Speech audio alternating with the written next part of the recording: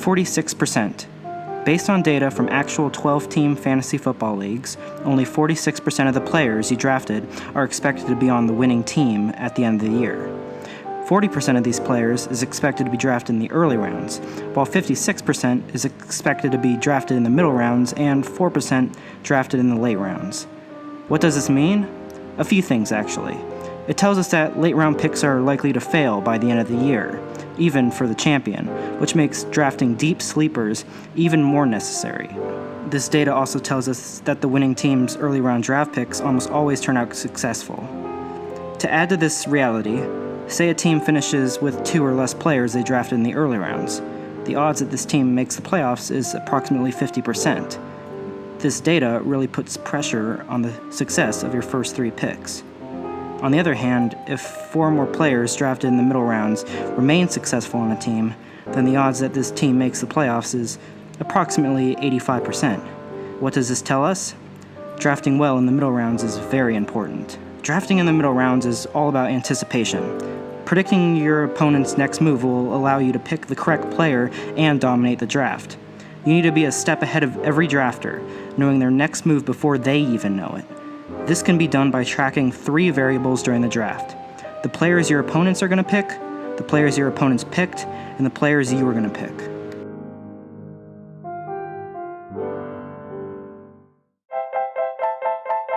Welcome to the second episode of Fantasy Football Training Camp on the new Whiteboard Sports Channel.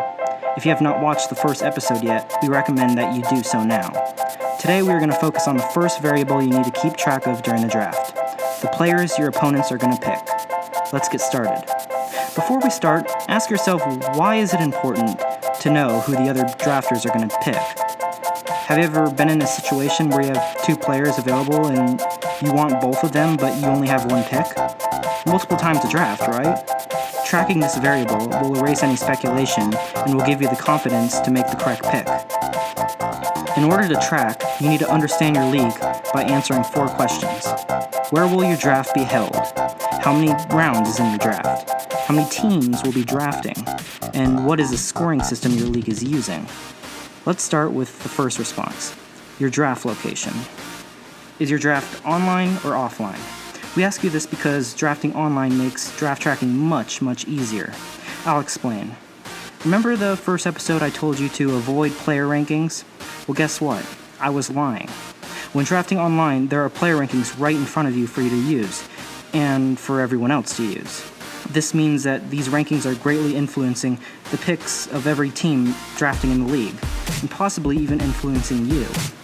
This is where you can anticipate future picks. If you draft online a website, say ESPN, when the episode is over, instead of watching other videos, collect the average draft positions from the website you are drafting on, and hold on to them for right now. The URLs for the ADP of ESPN, Yahoo, NFL.com, CBS, and Fox Sports leagues are all in this video summary below. We'll use them later. Okay, so we have covered your draft location. Now let's talk about your draft board. In order to visually represent this, after this episode comes to a close, you can create your draft board by making a grid. The number of rows will be the number of teams in your league. The number of columns will be the number of rounds in your draft. You can do this on a computer or paper just as easily. Hold on to this empty draft board for now. The last question we have to cover is your scoring system. If your league is standard or even PPR, the next steps will be easy for you.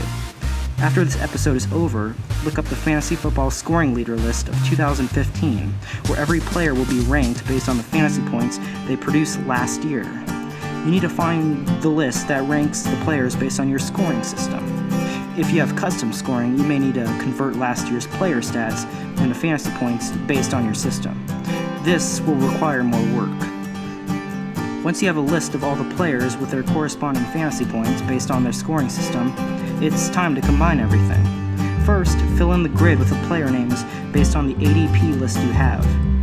Once you've filled up the draft board with names, write the corresponding fantasy point value next to the player on the draft board. Pretty easy. Now make 3 to 4 separate grids, 1 for each position: quarterback, running back, receiver, and tight end if you want. Now complete each grid by filling in the spots that hold a player of the corresponding position. For example, if Antonio Brown was the first pick on the board based on ADP, you will fill in his name and score on the same spot of the receiver board. When this is done, for each position, fill in the empty spaces on each position board with the same point value as the spot behind it. See what we mean? Now there should be no more empty spaces. So you should have 4 to 5 draft boards, all completely filled in. These will be your reference sheets for draft tracking. You will be using them and referring to them a lot during our next episode. But before we finish, answer this question. With standard scoring, quarterbacks score the most points. So why don't you take a quarterback in the first round? They score the most. Really think about this question, and you can use your sheets to help you answer it. Next week, we will be revealing the correct answer, finishing up the first variable of draft tracking, and beginning the second variable as well. So be prepared and good luck. Think this week's episode of Fantasy Football Training Camp is over? Think again. This video may be coming to a close, but the message board is always open. Please, if you have any questions, comments, or concerns, write to us in the message board and we will respond directly to you. With that said, please subscribe and tune in for our next episode coming at this time next week. See you then.